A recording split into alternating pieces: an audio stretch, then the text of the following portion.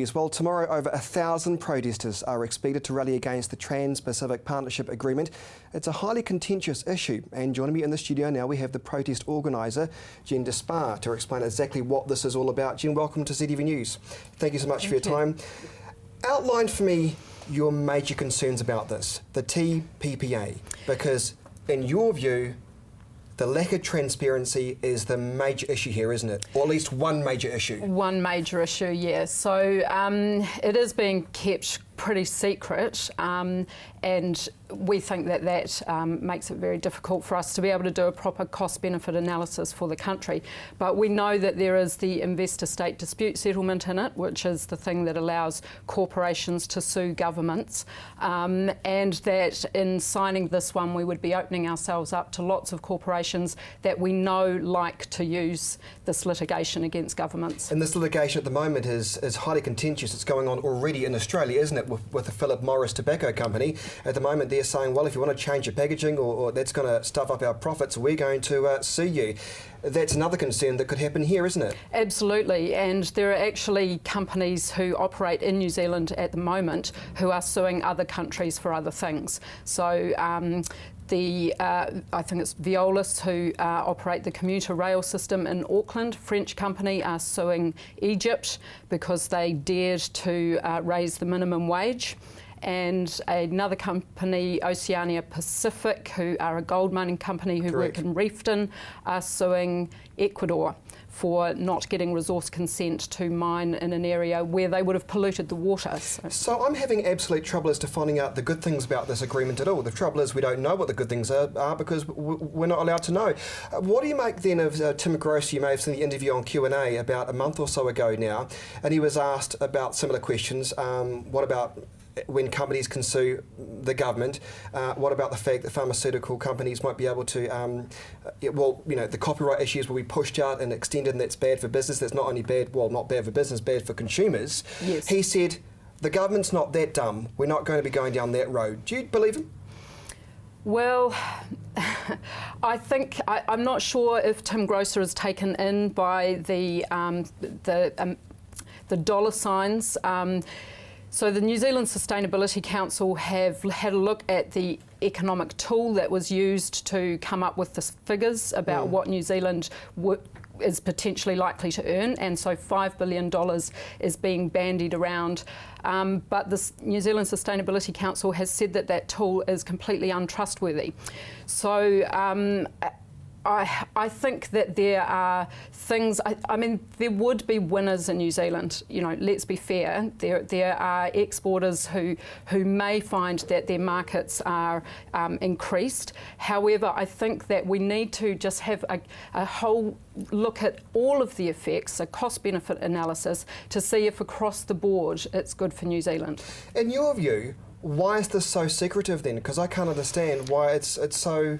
Well, I think the thing is that in the past, these kinds of agreements have been more public and there has been huge public outcry against them, and then they've been scuppered. So the Multilateral Agreement on Investment, SOPA and ACTA in the United States, these things have been made public, and the public outcry has been so vast that it hasn't happened, and now they've been resurrected in the Trans-Pacific Partnership. And if you keep it secret, well, nobody can sort of say anything about it. The information you're going on from yourself and other groups like you is from WikiLeaks. It's some of it I put to you as conjecture, or we don't know if it's factual or not. And because it's so, is this the danger? Because it is so secretive, how do we know what's real and how do we distinguish fact from fiction? So it must be a fine balancing act for people like yourself to make sure you're not creating unnecessary hysteria, though. Yes, I think that's true. There are people, because this has been being negotiated for so long, there's a lot of people who've been following it around and who know a lot about it. But I think the most obvious thing is that you look at the progression of free trade agreements that have been happening all the way along. You look at the North American and the Central American free trade agreements and what's happened in the 20 years since they've been in. And you can easily get the gist of what's going on. Now, if this is a real 21st century agreement that was great for all of us, then it would be open. They'd be opening it up, showing us what's what's in it, and we'd all be going, wow, this is great. You see, I can imagine the government saying, oh, we can't let you know the facts and figures, as they say now for the anchor projects, because it's commercially sensitive. What's your response to that? Well, the response is that you can release the text before ratifying it. So once the negotiation is made final, bring it back to New Zealand, give us a decent time to be able to do a cost-benefit analysis and have a proper look at it. 15 days is not long enough to look through a 29-chapter agreement. And that also has to be the recommendations or the advice from the stakeholders, who are us, has to be taken into account. Tim Grosser said, trust our negotiators, they're not dummies. Yeah. So why, then let me put it to you, why won't you trust the negotiators if Tim Grosser is saying they're not dummies? Well, Chris, I think that perhaps Tim Grosser and the negotiators have very different ideas about what might be the best thing for New Zealand from me and a lot of other people. And if you look at the people who are coming out against this, you know, huge rasts of the medical profession, the judiciary. I spoke on News Talk to be to Eric Monasterio, yes, who was a forensic psychiatrist. Yeah. In Christchurch. He's done research on it. You know, there are lots and lots of people. You know what I find weird about this? It's like you go to buy a house and you say to somebody, oh, well, I'll let you know the defects once you've signed it over. It doesn't make any sense to me. I think it's as simple as that, isn't it? I think it is as well. So we've only got 30 seconds left. Give us the details. People who are passionate about this, and I know there's a lot of people that have been following the program recently, they want to know more, they want to come along to the protest.